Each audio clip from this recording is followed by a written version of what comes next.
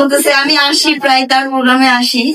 তো আমি যখন স্টুডেন্ট ছিলাম তখন বলতো, বাট এখন স্টুডেন্ট লাইফ থেকে আমি এখন প্রফেশনাল লাইফে আসছি। তো এখন আমি মনে করছি আচ্ছা ঠিক আছে আসা যায়। দ্যাটস ওয়াই এবার আমার আশা।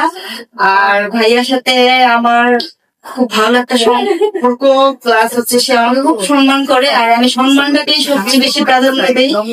আর ভাইয়া সবচেয়ে বেশি ভালো লাগে সে মানে মেধা, শিক্ষা, এই জিনিসটা খুব প্রাধান্য দেয়, যেটা হচ্ছে মানে সবাই দেয় না, সব জায়গায় সেটা পাওয়া যায় না।